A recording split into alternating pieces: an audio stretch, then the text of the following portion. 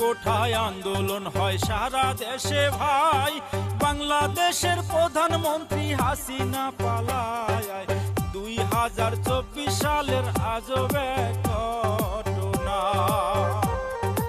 2024 সালের আজব এক ঘটনা।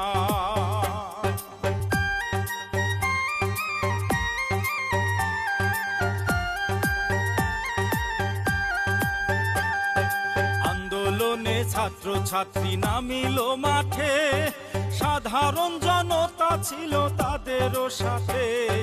কোটা সংস্কার করিতে আন্দোলন করে যায়, কোটা সংস্কার করিতে আন্দোলন করে যায়।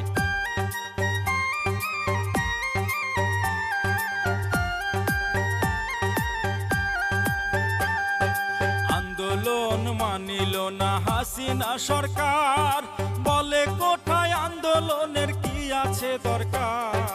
যেমন আছে তেমন রবে, আন্দোলন থাকবে না। যেমন আছে তেমন রবে, আন্দোলন